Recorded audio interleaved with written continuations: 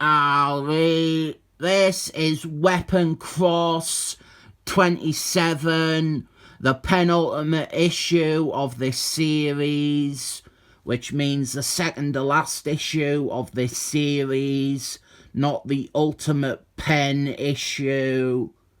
This book, it doesn't gan out with a bang. It gans out playing it very, very averagely, which turns out to be some of the most agreeable stuff over the course of the series. This final story arc is a Sabreclaw story, and it doesn't fumble around or try to cast him as a hero or even a hero of his own story. It is just Sabreclaw being Sabreclaw, and that is it. He has been hired to kill Sinestro, so it is a basic plot to boot.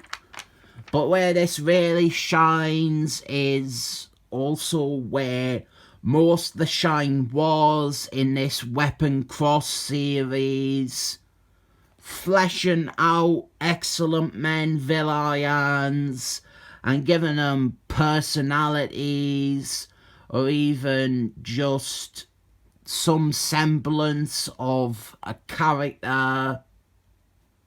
I tell you what though, this comic, it was giving me flashbacks to Nam.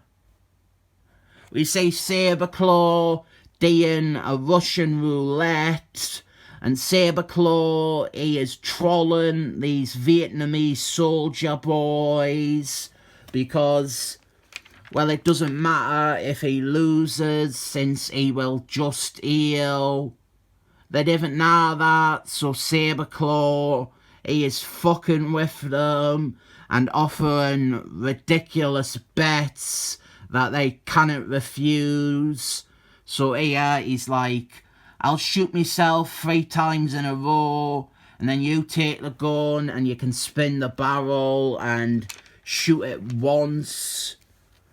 And going back to World War Vietnam is to show us how Sabreclaw came to learn of Sinestro and how he started working for him.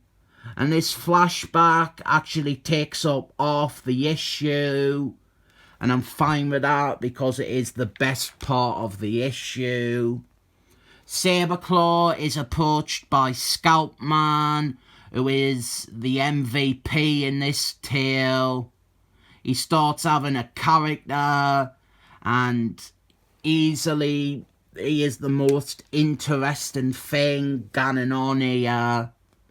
Scalphunter is, in my opinion, an example of a classic Christopher Clairvoyant character. He is barely a character. He is barely a creation.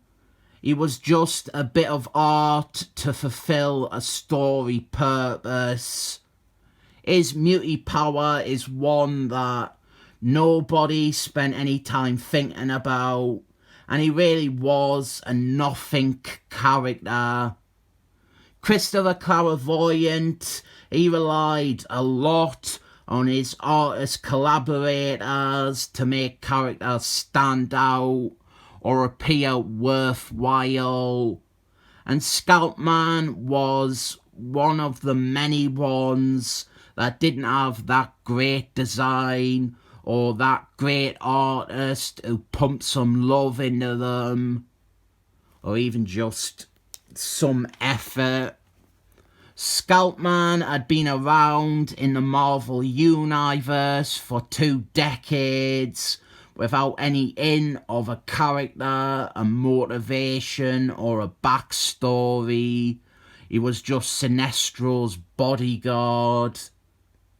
Maybe if Scalphunter had tits and he could be put in bondage scenarios, Christopher Clairvoyant would have bothered with this character. Well, it was this series that fleshed him out a bit and gave him some backstory. And while nothing it presents is truly fantastic or original, it is summit, and it becomes the standout thing in this rather milquetoast story that doesn't really want to say all that much about Saberclaw. Then after that modestly intriguing scene, we cut back to the present day as Saberclaw fights Sinestro's new bodyguard, who was meant to be like a super mutie. He has a bunch of mutie powers grafted onto him, like cyclists' eye lasers, and super strength and super speed, and he can fly, and he has a healing factor. It's fine for what it is, just Saberclaw having a fight against someone. Why not send off for some official Marvel dollar coins? This will be a brilliant investment. They will be worth thousands in 15 years' time. But yeah, Sinestro, turns out he has a whole army of these gimps waiting to beat up Saberclaw. By the way, when this fight is happening, when all this action is happening, I think we just blip out to an alternative reality where no one else exists.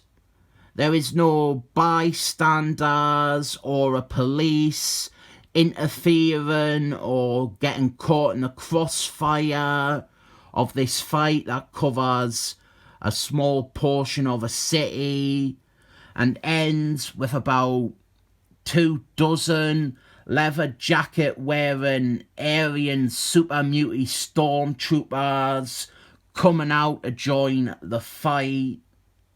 And they didn't even die out anyway. Saberclaw, he just passes out from fighting one of them.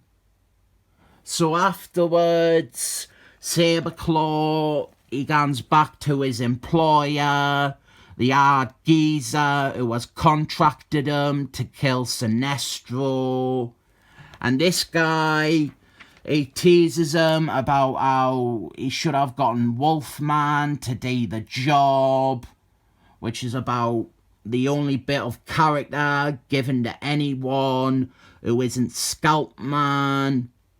And speaking of that racially insensitive named Devil, then Saberclaw is approached by Scalphunter because this character actually has motives and explainable actions in this story, and it is to be continued. This is the bit where Roundabout by Yes would play. I would it, but it's not the easiest one to